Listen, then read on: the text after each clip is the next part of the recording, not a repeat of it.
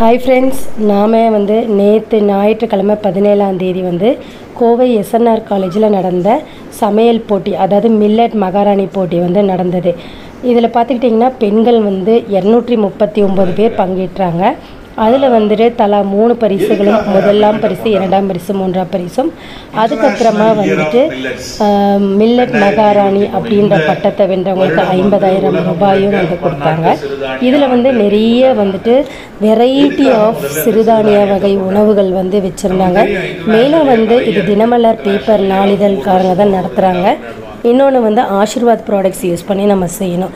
So இந்த ஃபங்க்ஷனில் பார்த்துக்கிட்டிங்க அப்படின்னா எல்லாருமே ஆசீர்வாத் ப்ராடக்ட்ஸ் யூஸ் பண்ணி மில்லட் ஐட்டம்ஸ், அதாவது சிறுதானிய வகைகள் பாரம்பரிய உணவுகளும் சரி.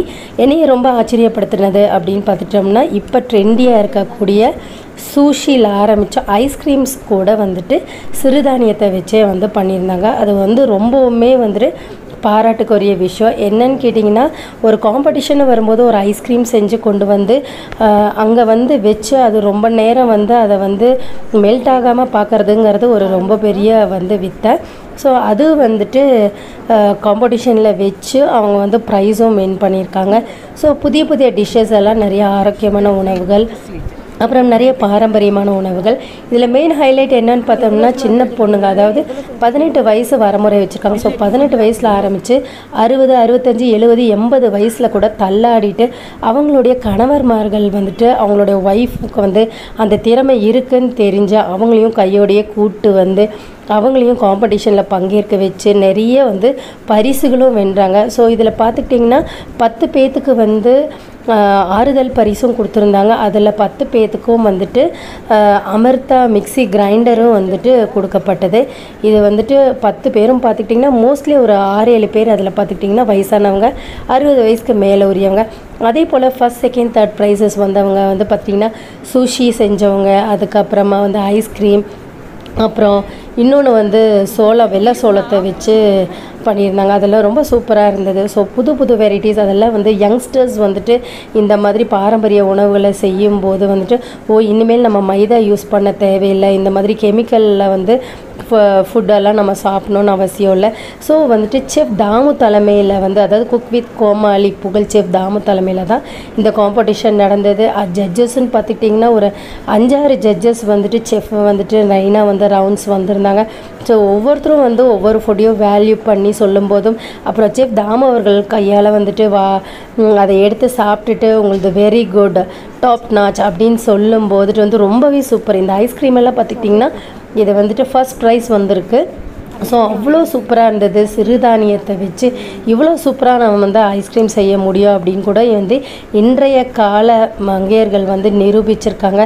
ஸோ எல்லாருக்கும் வேறு வேறு திறமைகள் வேறு லெவலில் இருக்குதுன்னு சொல்லலாம். சமோசா வெரைட்டிஸ், பப்ஸ் வெரைட்டிஸ், அப்புறம் நவதானியங்களில் மாதிரி அந்த லவா லட்டு மாதிரி, லட்டு மாதிரி, பிரியாணி, அதுக்கப்புறம் குதிரவாளியில் வெண்பொங்கல், அதுக்கப்புறம் பிரியாணி அப்படின்னு சொல்லிட்டு தினை அரிசியில் பொங்கல், பிரியாணி, அப்படி ஏகப்பட்ட வெரைட்டிஸ் நிறைய ராகி மாவு யூஸ் பண்ணி பேன்கேக் வெரைட்டிஸ். இப்போ ராகி மாவெல்லாம் பார்த்துக்கிட்டோம் அப்படின்னா நிறைய சுகர் பேஷண்ட்ஸ்க்கு அவ்வளோ நல்லது. ஸோ நம்ம கேக்கெல்லாம் மைதா யூஸ் பண்ணி சாப்பிடுவோம். ஆனால் இங்கே பார்க்கும்போது ராகி இந்த மாதிரி இல்லை, பேன் கேக்கு, புட்டிங் கேக்ஸ் அப்படின்னு சொல்லிட்டு ஏகப்பட்ட வெரைட்டி.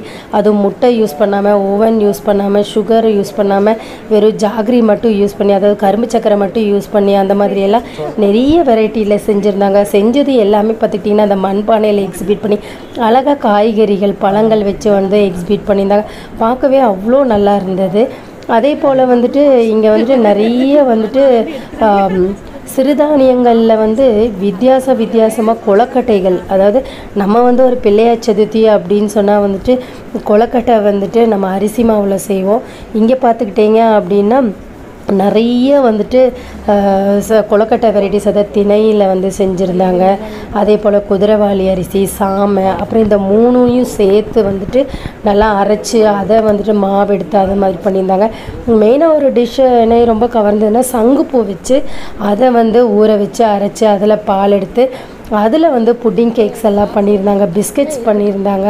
அதே போல் இது ஸ்டஃபிங் வெரைட்டிஸ், ரோட்டி வெரைட்டிஸ் வந்து அதே மாதிரி குதிரைவாலி அரிசி, அதுக்கப்புறம் எல்லாமே வந்துட்டு அந்த மாவை யூஸ் பண்ணி அதை மாவாக செஞ்சு ஊற வச்சு அரைச்சி மாவு எடுத்து இல்லைன்னா பால் எடுத்து இந்த மாதிரி வந்துட்டு நிறைய வந்து அதுக்கு மெனக்கெடுதல்னு இருக்கு இல்லையா. அதுக்கு நம்ம சாப்பிட்ற ஃபுட்டு வந்துட்டு எப்பயுமே ஹெல்த்தியாக இருந்துச்சு அப்படின்னா, அதாவது மெயினாக வந்துட்டு என்ன சொல்கிறாங்கன்னா, பெண்கள் வந்து இன்றைக்கி சமையலறையில் நாம் ஒரு 20 நிமிஷம் வந்து கூட ஸ்பெண்ட் பண்ணுறனால நல்ல ஃபுட்டு கொடுக்கறக்கு சீக்கிரமாக நான் வந்து சமையலை முடிக்கணும் அப்படின்றது இல்லாமல் ஒரு 20 நிமிஷம் நம்ம கூட போட்டு ஸ்டெயின் பண்ணி நம்ம குடும்பத்தில் இருக்கவங்களுக்கும் சரி குழந்தைங்களுக்கும் வந்து அந்த ஃபுட்டை வந்து நல்ல ஹெல்த்தியாக கொடுக்கும்போது அவங்க வந்து இன்னும் ஒரு 20 ஆண்டுகள் வந்து ஹெல்த்தியாக வாழ்வாங்க. ஸோ அதுக்கு நம்ம மெனக்கடுறதில் தப்பே இல்லைன்னு நினைக்கிறேன். ஏன் கேட்டால் இப்படி நம்ம மெனக்கடுறதை விட்டுட்டு அந்த 20 நிமிஷம் அரை மணி நேரம் எக்ஸ்ட்ரா ஸ்பெண்ட் பண்ணுறதுக்கு நம்ம தயங்குறோம். ஸோ அந்த காசை நம்ம கொண்டு போய் மருத்துவ செலவுகளுக்கு வந்து டெய்லி இன்றைய வாழ்க்கையில் வந்து நிறைய கோவிட் சிச்சுவேஷன்ஸ்லேயே இந்த மாதிரி கொரோனா அந்த மாதிரி இப்போ டெங்கு அந்த மாதிரி நிறைய கேன்சர்ஸ் அந்த மாதிரி நிறைய வந்துட்டு வியாதிகள் வந்து இன்றைக்கி புதுசாக வந்துட்டுருக்கு. சுகர் பேஷண்ட்ஸும் இன்றைக்கி வந்துட்டு டயபெட்டிக்கை வந்துட்டு ரிசர்ச் பண்ணதில் வந்துட்டு நிறைய பேத்துக்கு வந்துட்டு சுகர் இருக்குது அப்படின்னு சொல்லியிருக்காங்க. இன்றைக்கி வந்துட்டு இந்த சமையல் போட்டியில் வந்துட்டு மாதம்பட்டி ரங்கராஜ் அவர்கள் வந்து தலைமையில் வந்திருந்தாங்க. அதே போல் வந்து அவங்களோட உணவும் மத்தியானம் வந்துட்டு எல்லாத்துக்கும் வந்து கொடுத்தாங்க. அதே போல் வந்து டாக்டர் சிவராமன் அவர்கள் வந்து இன்றைக்கி ஸ்பீச் கொடுத்தாங்க. ஸோ மில்லட், அதாவது 2023 வந்துட்டு மில்லட்டோட இயர் அப்படின்னு சொல்லி சொன்னார். அதனால தான் இந்த வருஷம் இந்த மில்லட் போட்டி வந்து நடத்துக்கு. மில்லட்ஸ் வந்து அதாவது சிறுதானியங்கள் வந்து நம்ம வந்து யூஸ் பண்ணுறது வந்து உடல் அளவுலையும் சரி குடும்பத்துக்கும் சரி வந்துட்டு எவ்வளோ புத்துணர்ச்சியை கொடுக்குது அப்படின்னு வந்து நிறைய யூஸ்ஃபுல் தகவல் சொல்லியிருந்தாங்க. ஃப்ரெண்ட்ஸ், உங்களுக்கும் இந்த வீடியோ ரொம்பவுமே யூஸ்ஃபுல்லாக இருந்திருக்குன்னு நம்புகிறேன். இந்த வீடியோ பிடிச்சிருந்தா லைக் பண்ணுங்கள், ஷேர் பண்ணுங்கள். கூடவே உங்களுடைய வேல்யூபிள் கமெண்ட் செக்ஷனில் கொடுங்க. தேங்க்ஸ் ஃபார் வாட்சிங் ஃப்ரெண்ட்ஸ்.